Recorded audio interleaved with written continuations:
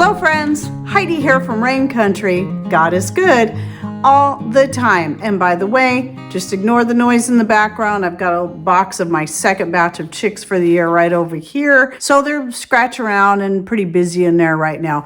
But today I want to answer not exactly a question, but more a comment I get quite a bit, especially on the video I did a few years ago about diatomaceous earth. And I was sharing some of the symptoms I had after taking it on a regular basis for a couple of weeks and explaining why I gave it a break for a time. Just so people know, I did go back and start taking it again. I always do it in spurts. I rarely ever do continual daily use of any one thing for a long period of time. And the reason for that is I think that there's a lot of things, especially anything that's very cleansing, it's a good idea to always give your body a break. Well, because of those symptoms that I was sharing, which by the way, I'll link to that video down below, which I just happened to be wearing the same outfit. I didn't even think about that till I was walking in here to shoot this video. If you'd like to learn more about it and its benefits, and yes, it is very beneficial, and yes, I do use it a lot for many things, and it is very cleansing, and it can help kill parasites in the body and so much more.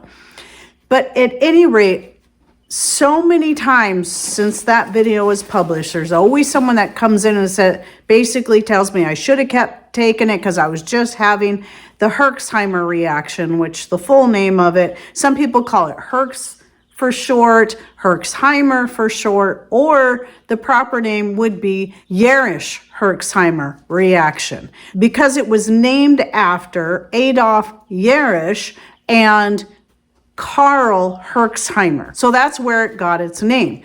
And initially this reaction was very specific to only one certain thing and the reactions that happened as a result. And that one certain thing was when antibiotics were issued to a patient and the patient began getting rashes and flu-like symptoms. Not just specifically to that, but even more specific to the reason the antibiotics were being administered, and that was for three things: syphilis, Lyme disease, and one more, let me look at the name, leptospirosis. I don't know that I've heard of that before, but I think it's a bacterial infection that's contracted by animal urine, if I remember correctly.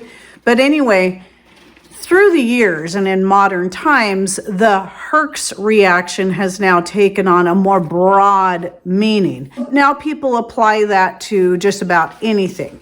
That if you're having a reaction as a result of some kind of detox, for example, you're killing off the bacteria or parasites within the body, and while they're dying, they're producing toxins, and those toxins are what is making you sick.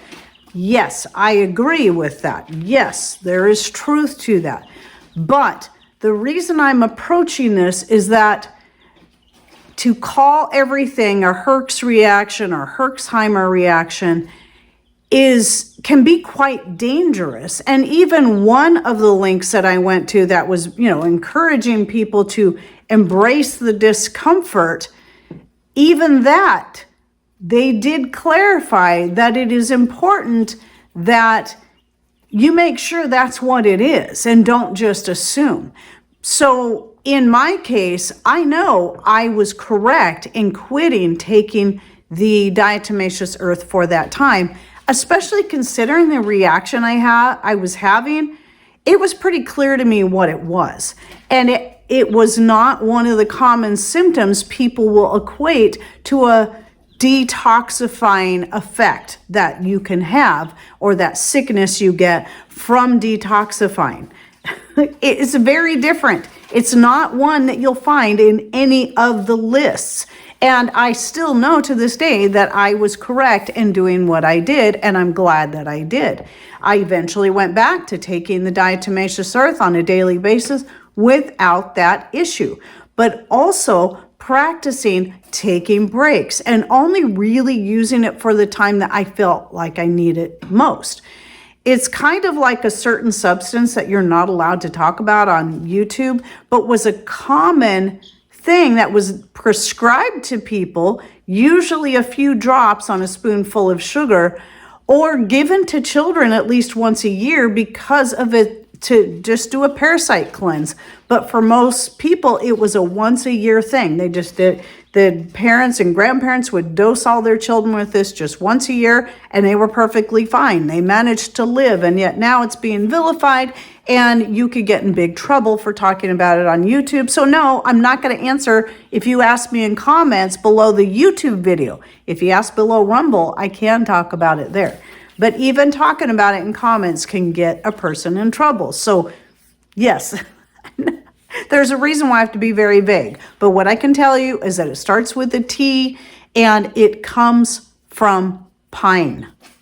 And that's all I'm going to say about that. If you'd like more information, you can go over to my Rumble channel, which is always linked in the description box down below. And you'll see the video I did several years back that originally got me in trouble on YouTube, that is pinned to the very top so people can always find it, since I always have to be so vague. But at any rate, it's not something like some people may use that daily, but that's not always good for everybody to do. And certain amounts are certainly not good to do daily. That's another thing I will use, but also break it up. So because a lot of people just hear this, oh, it's the Herx reaction, I should just keep doing what I'm doing. Here's the question you need to ask yourself.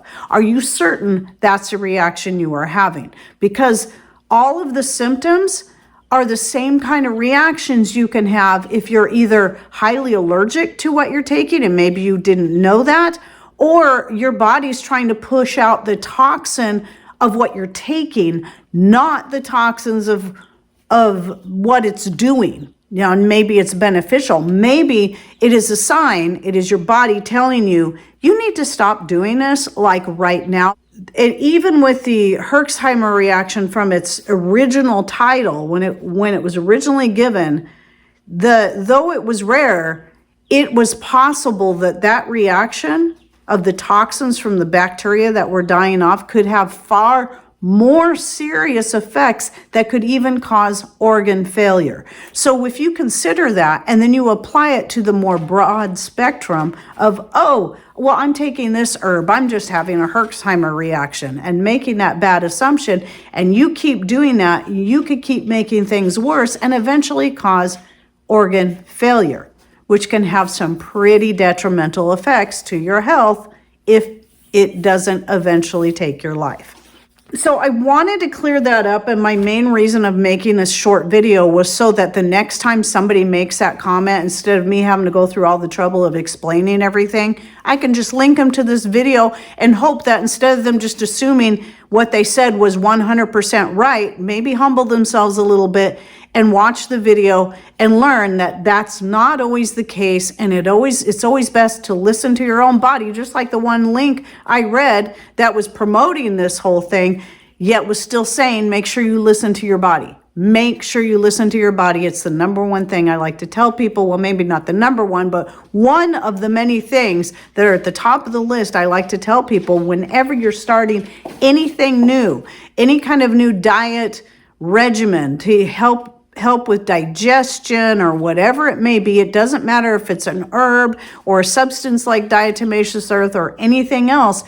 Always listen to your body and err on the side of caution when you're having a bad reaction, rather than keep doing the thing that's making you sick in the first place. So I hope you enjoyed this video and it helped give you a little food for thought on that, and to really just come back to the basics and to the common sense whenever it comes to your health, how you eat, and how you care for yourself. And any thoughts, ideas you'd like to share, please put those in comments down below. And thanks for watching. Take care and God bless.